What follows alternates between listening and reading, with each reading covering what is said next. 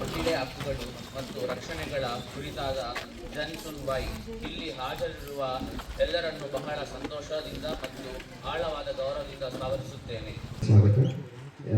ಮುಖ್ಯ ಅತಿಥಿಗಳಾಗಿ ಆಗಮಿಸಿದ್ದ ಮುಖ್ಯ ಅತಿಥಿಗಳಾಗಿ ಆಗಮಿಸಿದ ಶ್ರೀ ಶಹೀದ್ ಭೀಮಸೇನ್ ಬಗಾದಿ, ಸಿವಿಲ್ ನ್ಯಾಯಾಧೀಶರು, ಸದಸ್ಯ ಕಾರ್ಯದರ್ಶಿಗಳು, ಜಿಲ್ಲಾ ಕಾನೂನು ಸೇವಾ ಪ್ರಾಧಿಕಾರ ಬೆಂಗಳೂರು ಜಿಲ್ಲೆ ಗ್ರಾಮಾಂತರ ಅವರಿಗೆ ನಾನು ಹೃದಯ ಸ್ವಾಗತವನ್ನು ಕೋರುತ್ತೇನೆ.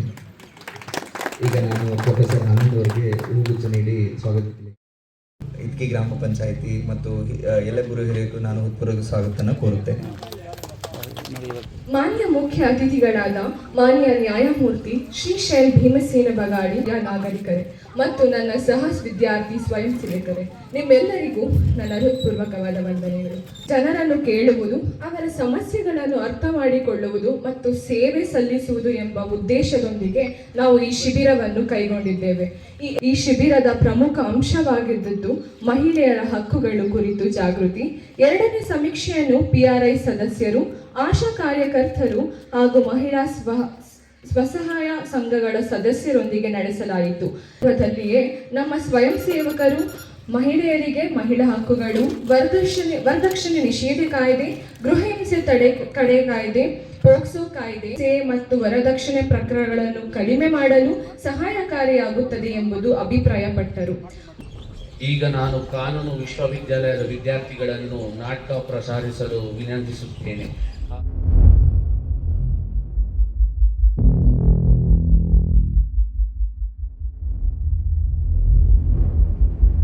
ಎಲ್ಲರಿಗೂ ನಮಸ್ಕಾರ.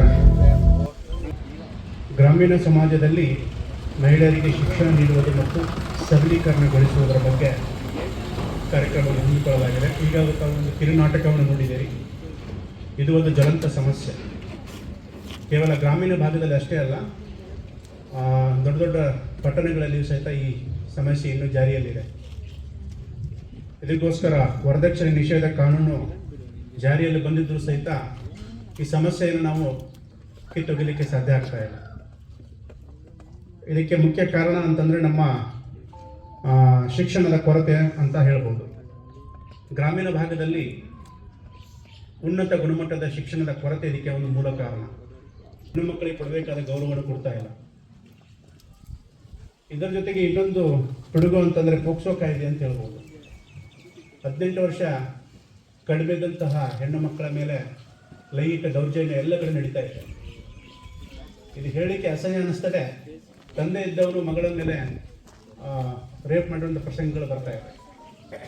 ನಿಮ್ಮ ಸಮಾಜ ಎಲ್ಲಿಗೆ ಹೋಗಿ ತಲುಪಿದೆ ಅನ್ನೋದ್ರ ಬಗ್ಗೆ ನಾವೇ ಅವಲೋಕನ ಮಾಡಬೇಕಾಗಿದೆ. ಮೊದಲೆಲ್ಲ ಹೆಣ್ಮಕ್ಳಿಗೆ ಹೊರಗೆ ಹೋಗ್ತಾ ಇದ್ರೆ ಹೋಗ್ಬೇಡಮ್ಮ, ಸಮಾಜ ಸರಿಯಿಲ್ಲ ಅಂತ ಹೇಳ್ತಾ ಇದ್ರು. ಆಯಿತು, ಏನಾದರೂ ವಿದ್ಯಾಭ್ಯಾಸ ಮಾಡಲಿ ಅಂತ ಹೊರಗಡೆ ಬಿಟ್ಟರೆ ಇಂತಹ ದುಷ್ಟ ಶಕ್ತಿಗಳು ಅವ್ರ ಮೇಲೆ ವಂಚಾಗಿ ಕೂತ್ಕೋತಾ ಇದ್ದಾರೆ. ಇದಕ್ಕೆ ಮುಖ್ಯ ಕಾರಣ ಅಂತಂದರೆ ನಾವು ಸ್ವಲ್ಪ ಜಾಗೃತರಾಗಿರಬೇಕು. ಇಂತಹ ಯಾವುದಾದರೂ ಕಾನೂನಿನ ಬಗ್ಗೆ ಕಾರ್ಯಕ್ರಮಗಳ ಆಯೋಜನೆ ಮಾಡಿದಾಗ ಹೆಚ್ಚಿನ ಸಂಖ್ಯೆಯಲ್ಲಿ ಭಾಗವಹಿಸಿ ನಾವು ಹೇಗೆ ನಮ್ಮ ಹೆಣ್ಣು ಮಕ್ಕಳನ್ನು ಸುರಕ್ಷತೆಯನ್ನು ಇಡಬಹುದು, ಅವ್ರನ್ನ ಯಾವ ರೀತಿ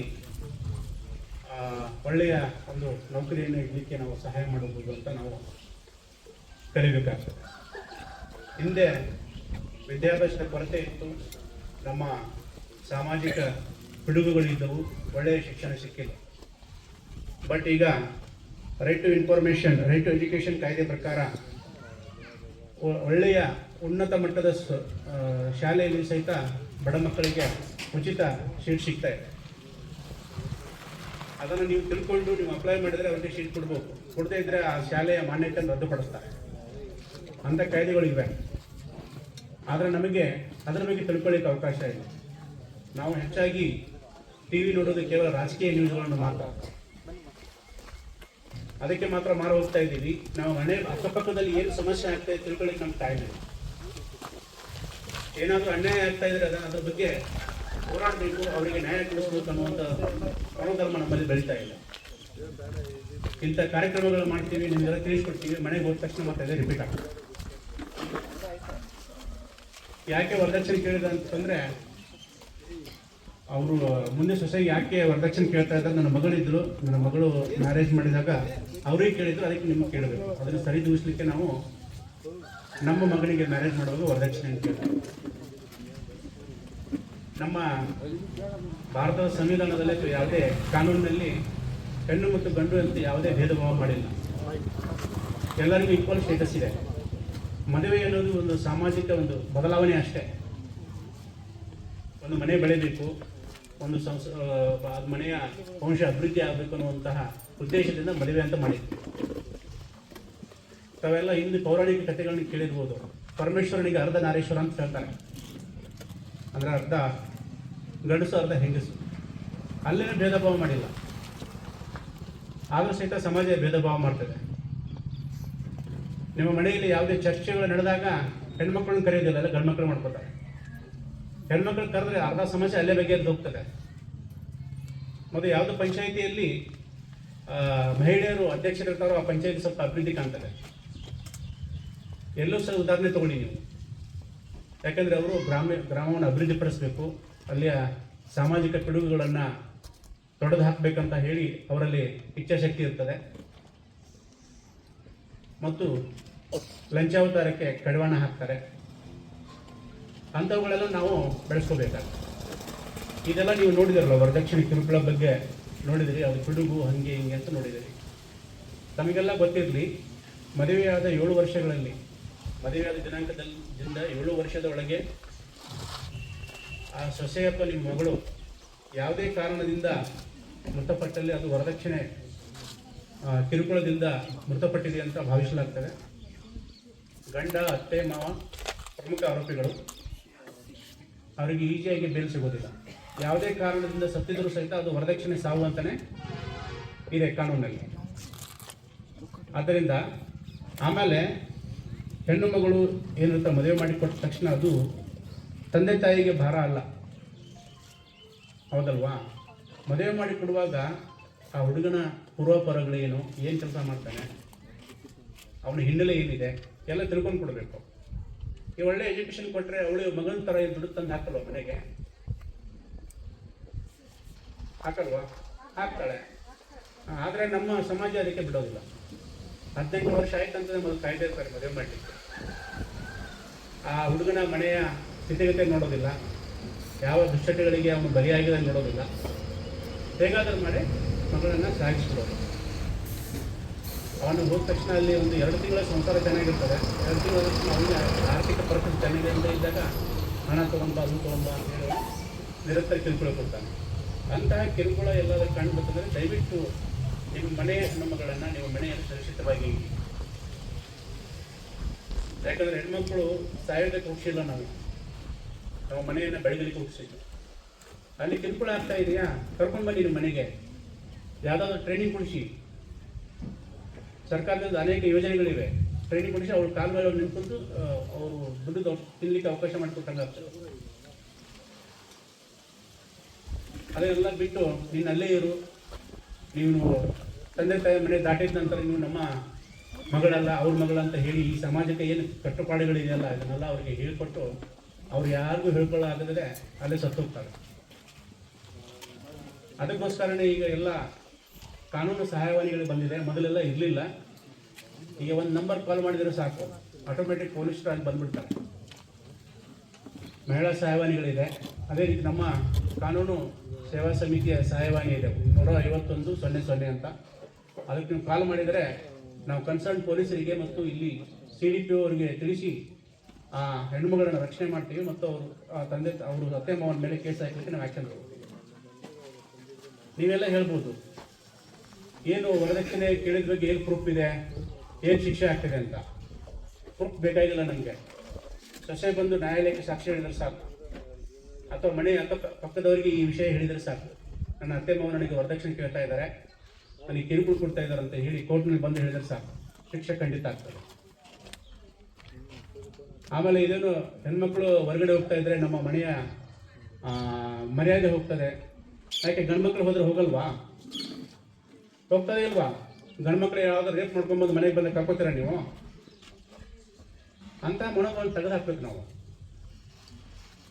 ಹೆಣ್ಣು ಮಕ್ಕಳು ಗಂಡು ಮಕ್ಕಳು ಎಲ್ಲ ಈಕ್ವಲ್ ಇದೆ. ಈಗ ಅಂತರಿಕ್ಷದಲ್ಲಿ ಹೋಗ್ತಾ ಇದ್ದಾರೆ, ಭಾರತದ ರಾಷ್ಟ್ರಪತಿ ಆಗಿದ್ದಾರೆ, ಹಣಕಾಸು ಸಚಿವರಾಗಿದ್ದಾರೆ, ಯುದ್ಧದಲ್ಲಿ ಭಾಗವಹಿಸಿದ್ದಾರೆ. ಅಂತಹ ಮನೋಭಾವ ನಮ್ಮ ತಲೆಯಿಂದ ತೆಗೆದುಹಾಕಬೇಕು. ಹೆಣ್ಣು ಮಕ್ಕಳಿಗೆ ಸರ್ಕಾರದಿಂದ ಅನೇಕ ಸೌಲಭ್ಯಗಳಿದೆ. ನಿಮಗೆ ನೋಡ್ಕೊಳ್ಳಿಕ್ಕಾಗಲಿಲ್ವಾ ಬಿಟ್ಬಿಡಿ, ಅದಕ್ಕೋಸ್ಕರ ಸಪ್ರೇಟ್ ಡಿಪಾರ್ಟ್ಮೆಂಟ್ ಇದೆ, ಅವರೇ ಹೆಣ್ಣುಮಕ್ಕಳು ನೋಡ್ಕೋತಾರೆ. ಅದರಲ್ಲಿ ಈ ಯಾವುದು ಮಗು ಇದೆ ಅಂತ ಟೆಸ್ಟ್ ಮಾಡಿಸ್ತಿರಲ್ವ, ಅದು ಈಗ ಕಾನೂನಲ್ಲಿ ಅಪರಾಧ, ಹಾಸ್ಪಿಟಲ್ ಅವ್ರ ಮೇಲೆ ಕೇಸ್ ಆಗ್ತದೆ. ಆಮೇಲೆ ಈಗ ಚೈಲ್ಡ್ ಮ್ಯಾರೇಜ್ ಅಂತ ಬಂದಿದೆ, ಈಗ ಅಭಿಯಾನ ನಡೀತಾ ಇದೆ. ನಾವೆಲ್ಲ ಅನ್ಕೋಬೋದು ಹೇಗಾದ್ರೂ ಮಾಡಿ ಯಾವುದೋ ದೇವಸ್ಥಾನ ಒಳಗಡೆಗೆ ಹೋಗಿ 18 ವರ್ಷ ಕಡಿಮೆ ಇತ್ತಂದರೆ ಹೆಣ್ಮಗುಗೆ ಮ್ಯಾರೇಜ್ ಮಾಡಿಕೊಟ್ರೆ ಯಾರಿಗೂ ಗೊತ್ತಾಗಲ್ಲ ಅಂತ. ಮೊದಲೆಲ್ಲ ಕಾನೂನಲ್ಲಿ ಮ್ಯಾರೇಜ್ ಮಾಡ್ತಾ ಇದ್ರೆ ಅಪರಾಧ ಆಗಿತ್ತು, ಈಗ ಮ್ಯಾರೇಜ್ ಮಾಡಿದ ನಂತರನೂ ಅಪರಾಧ ಆಗ್ತದೆ.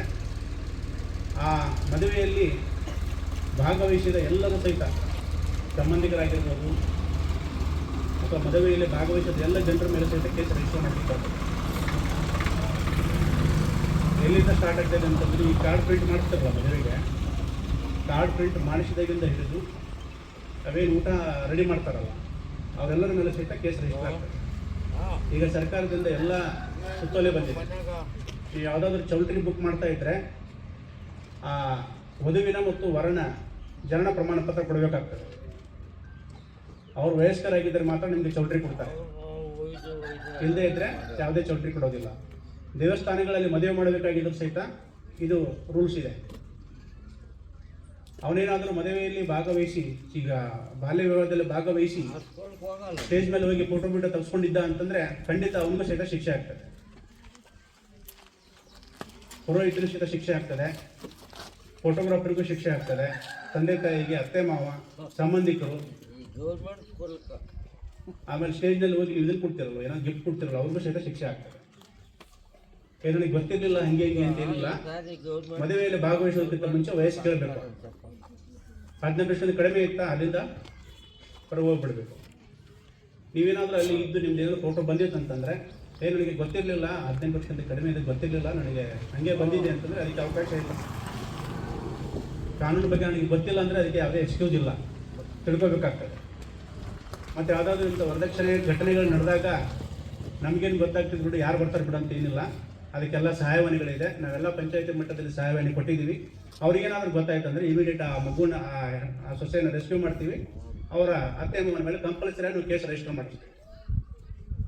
ಯಾಕಂದರೆ ನಮ್ಮ ಕಾನೂನು ಸೇವಾ ಪ್ರಾಧಿಕಾರ ಜಿಲ್ಲೆಯಾದ್ಯಂತ ಪ್ರತಿಯೊಂದು ಹಳ್ಳಿಗಳಲ್ಲಿ, ಪ್ರತಿಯೊಂದು ತಾಲೂಕುಗಳಲ್ಲಿ ಕೆಲಸ ಮಾಡ್ತಾ ಇದೆ. ಅದಕ್ಕೋಸ್ಕರ ಪ್ರತಿಯೊಂದು ಕಾಲೇಜಿನಲ್ಲಿ ನಾವು ಲೀಗಲ್ ಕ್ಲಿನಿಕನ್ನು ಓಪನ್ ಮಾಡಿದ್ದೀವಿ, ಕಾನೂನು ಸೇವಾ ಕೇಂದ್ರ ಅಂತ. ಪ್ರತಿಯೊಂದು ತಾಲೂಕಿನಲ್ಲಿ ಇದೆ.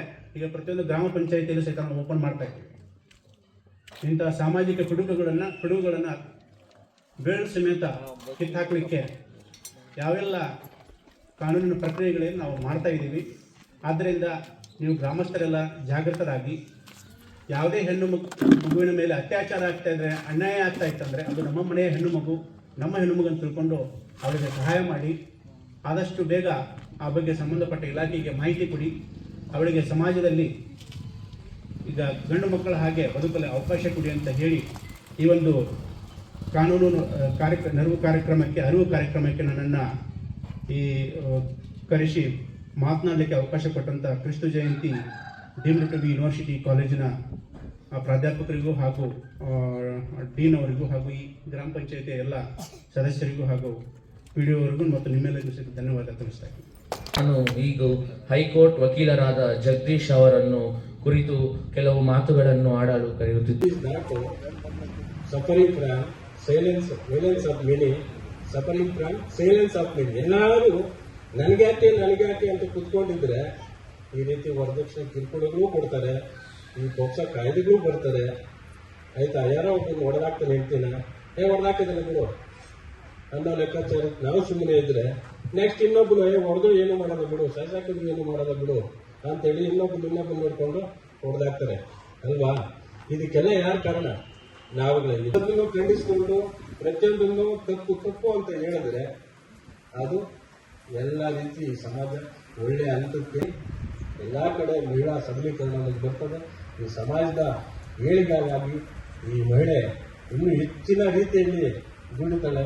ಆ ಒಂದು ಸಾರ್ಥಕತೆ ಎಂಪವರ್ ಆಫ್ ವುಮೆನ್ ಏನಿದೆ ಅದಕ್ಕೆ ಒಂದು ಅರ್ಥ ಬರಬೇಕು ಅಂತಂದ್ರೆ ನೀವು ಎಲ್ಲಾ ರಂಗದಲ್ಲೂ ತೋರಿಸ್ಕೊಂಡು ಎಲ್ಲಾ ರೀತಿ ಇದು ಮಾಡ್ಕೊಂಡು, ಆಮೇಲೆ ಇನ್ನೂ ಹೆಚ್ಚಾಗಿ ಈಗಿನ ದಿನಗಳಲ್ಲಿ 498 ಕೇಸ್ಗಳು ಜಾಸ್ತಿ ಆಗ್ತಾ ಇದೆ. ಏನ್ ಹೇಳಿ, ಅದರಲ್ಲಿ ಮಹಿಳೆಯರು ಒಂದು ಕಡೆ ಯೋಚನೆ ಮಾಡಿದ್ರೆ ಎಲ್ಲ ಒಂದ್ ಕಡೆ ಕೇಸುಗಳು ಜಾಸ್ತಿ ಆಗ್ತಾ ಇದೆ. ಈಗ ಸುಮ್ಮನೆ ಹೋಗೋದು ವರದಕ್ಷಿಣೆ ತಿರುಗಿ ಕೊಡ್ಕೊಡೋದು. ಈಗಾಗಲೇ ಒಂದು ಪುರುಷ ಕಾಯ್ದೆ ಅಂತಲೂ ಬಂದಿದೆ. ಜಾಸ್ತಿ ವೈಲೆನ್ಸ್ ಏನಾಗ್ತಾ ಇದೆ ಅಂತಂದ್ರೆ ಕೆಲವರು ಈಗೋಗೆ ಅಥವಾ ದುಡ್ಡಿನ ಆಸೆಗೆ ಅಥವಾ ಏನೋ ಒಬ್ಬರು ಬಿಟ್ಬಿಟ್ಟು ಇನ್ನೊಂದು ಮದುವೆ ಆಗೋದು ವಿಚಾರದಲ್ಲಿ ಡೈವರ್ಸ್ಗೆ ಅಪ್ಲಿಕೇಶನ್ ಹಾಕೋದು, ಈ ರೀತಿ ಎಲ್ಲ ಸಮಾಜ ಎಲ್ಲೋ ಒಂದ್ ಕಡೆ ಎಂಟವರ್ ಆಫ್ ವುಮೆನ್ ಅಂತ ಹೋಗ್ತಿದ್ರಿ, ಮಹಿಳಾ ಸಬಲೀಕರಣ ಅಂತ ಹೋಗ್ತಾ ಇದ್ರಿ.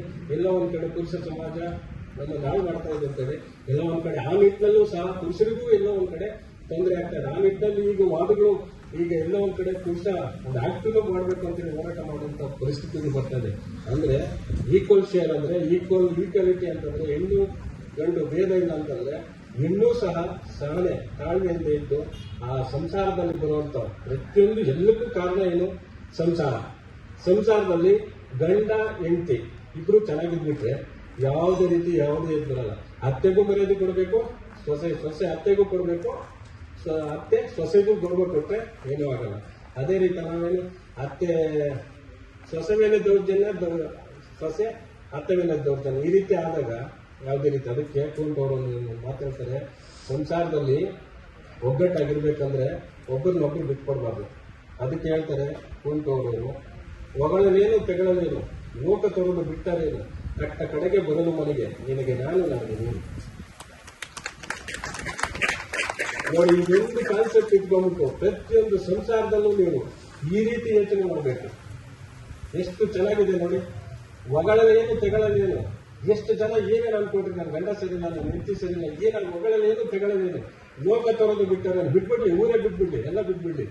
ನಾವೊಬ್ಬರು ಲೋಕ ತೊರೆದು ಬಿಟ್ಟರೇನು, ಕಟ್ಟ ಕಡೆಗೆ ಮನೆಗೆ ಬರ್ತೀವಿ, ನಿನಗೆ ನಾನು ಬಾಸ್ ಯಾರು ಮಾಡ್ಕೊಳ್ತಾರೆ ಅಲ್ವಾ? ಹಾಗಾಗಿ ಈ ಮನೆಯಲ್ಲಿ ಏನೇಳಿ ಸಂಸ್ಕಾರ ಅನ್ನೋದು ಎಲ್ಲಿ ಬರುತ್ತೆ? ಮನೆಯಲ್ಲೇ ಬರ್ತದೆ, ತಾಯಿಯಿಂದ ಬರ್ತದೆ. ಪ್ರತಿಯೊಬ್ಬರಿಗೂ ಮಕ್ಕಳನ್ನ ಕಲಿಸೋದಾಗ್ಲಿ, ಬುದ್ಧಿ ಆ ಮಕ್ಕಳು ಕಲಿಸ್ಕೊಟ್ಬಿಟ್ರೆ ಸಂಸ್ಕಾರನ, ಆ ಮಕ್ಕಳು ಕೊನೆಯ ತನಕ ಅದೇ ರೀತಿ ಹೋಗ್ತಾರೆ. ನಾವೇ ಅವ್ರ ಮುಂದೆ ಜಗಳ ಆಡ್ಕೊಂಡು ನಾವೇ ಬೇರೆ ಬೇರೆ ರೀತಿ ಎಲ್ಲ ಮಾಡ್ತಾ ಇದ್ರೆ ಮಕ್ಕಳು ಏನ್ ಮಾಡ್ತಾರೆ? ನಮ್ಮ ಅಪ್ಪನೇ ಅದೇ ರೀತಿ ಮಾಡ್ತಾ ಇದ್ದಾರೆ. ನಾವೇನ್ ಮಾಡಿದ್ವಿ ತಪ್ಪೇನು? ನಾವು ಹಂಗಿದ್ರೆ ನೀನೇನ್ ಬರ್ತಾ ಅಂತ ಅವೇ ಕೇಳ್ತಾರೆ, ನೀನೇನ್ ಬಾರಿ ಸಾಚಾರ ಅಂತ ಕೇಳ್ತಾರೆ ಮಕ್ಕಳೇ. ಅವ್ರ ಮುಂದೆನೆ ಆ ರೀತಿ ಎಲ್ಲ ನಡ್ಕೊಳ್ತಾ ಇದ್ರೆ ಅದೇ ರೀತಿ ಬರ್ತದಲ್ಲ. ಹಾಗಾಗಿ ಪ್ರತಿಯೊಂದಕ್ಕೂ ಆ ಸಂಸಾರನೇ ಮುಖ್ಯ. ಆ ಸಂಸಾರನ ನಾವು ಚೆನ್ನಾಗಿ ಹಿಡ್ಕೊಂಡು ಹೋಗ್ಬಿಟ್ರೆ ಮಹಿಳಾ ಸಬಲೀಕರಣ ಅಂತ ಹೋರಾಟವೂ ಬರಲ್ಲ.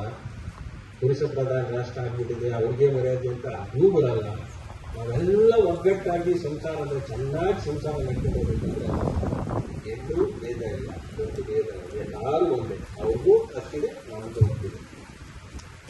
ಈ ರೀತಿಯಾಗಿ ಏನು ಇವತ್ತು ಅವಕಾಶ ಕೊಟ್ಟಂತ ನನ್ನ ಎಲ್ಲ ಕಾನೂನು ವಿದ್ಯಾರ್ಥಿಗಳೇ ಹಾಗೂ ಎಲ್ಲರಿಗೂ ಒಂದು ಸುತ್ತ ನನ್ನ ಮಾತುಗಳನ್ನು ಮುಗಿಸ್ತಾ ಇದ್ದೀನಿ. ಜೈ